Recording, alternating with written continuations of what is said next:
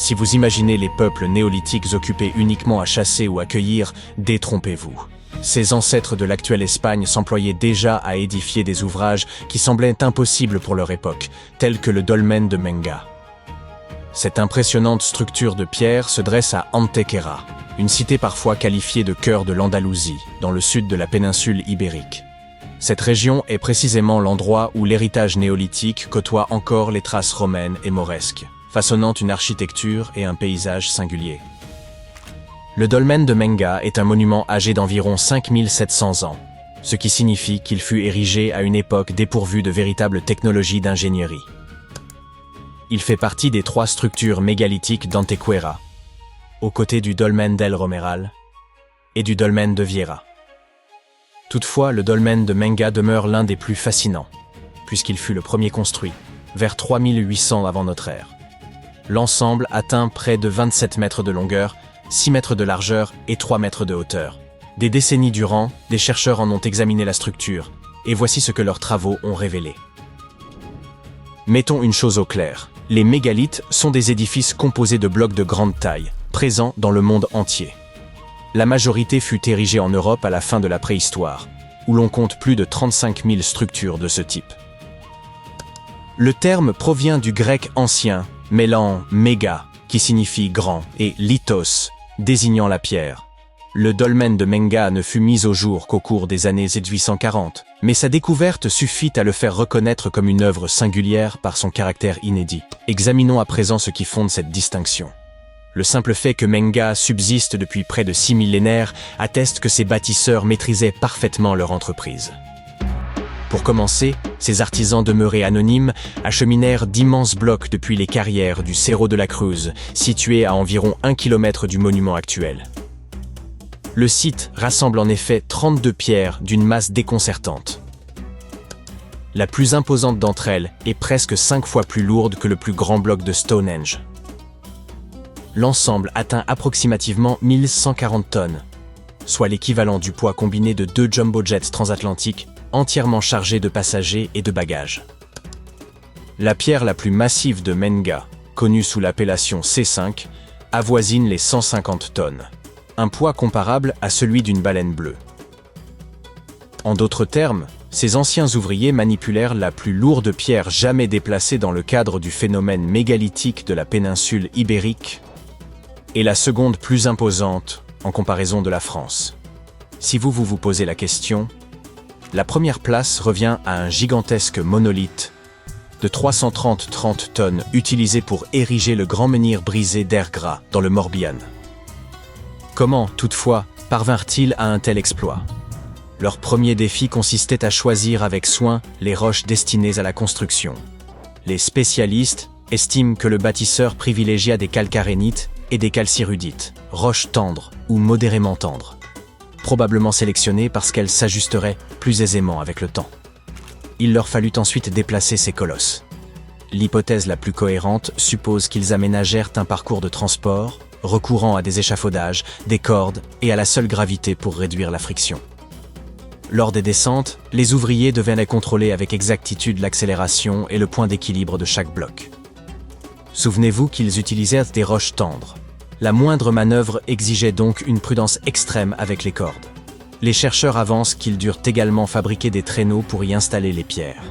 Et pourtant, ce transfert colossal ne constitue pas leur plus grande prouesse.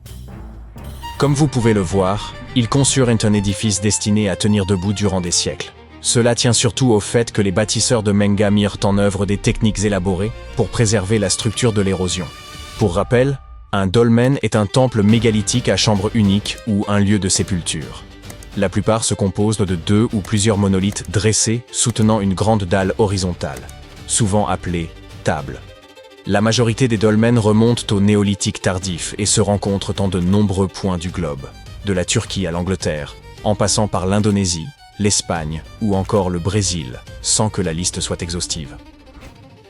Dans le dolmen de Menga, les chercheurs estiment que les bâtisseurs déployèrent des précautions particulières pour imperméabiliser l'ensemble. Les pierres verticales formant les parois ne furent pas disposées perpendiculairement, mais inclinées vers l'intérieur selon un angle d'environ 84 à 85 degrés, rendant la partie supérieure de la chambre plus étroite que sa base et lui conférant ainsi une forme trapézoïdale. Ces blocs s'appuyaient aussi latéralement les uns sur les autres, et ce choix ne relevait en rien du hasard. Les constructeurs durent recourir à des instruments relativement sophistiqués, tels que des niveaux et des équerres, afin de garantir une précision extrême des angles. Un chercheur compara même cette entreprise à l'assemblage d'un gigantesque puzzle de Tetris, où la moindre erreur était presque impossible à corriger tant les pierres étaient lourdes à déplacer. Pour obtenir une inclinaison si subtile, les bâtisseurs durent aménager de profondes cavités de fondation destinées à accueillir les blocs. Ces ancrages leur permirent de contrôler avec exactitude le positionnement millimétrique des pierres afin qu'elles s'emboîtent véritablement les unes dans les autres. Le point culminant résidait littéralement dans les pierres de fait. Une fois ces dalles massives posées, l'ensemble formait une boîte compacte. Ils creusèrent ensuite l'intérieur à même le substrat rocheux, tout en préservant intactes les parois et la voûte. Pour protéger la chambre, il recouvrirent le tout d'un vaste tertre de terre, comme si l'on enveloppait l'édifice dans une épaisse couverture. Ce remblai maintenait la chambre sèche et tempérée, et ajoutait une stabilité supplémentaire, comparable à une sorte de camisole naturelle, maintenant chaque élément en place. Il convient d'ajouter un élément essentiel.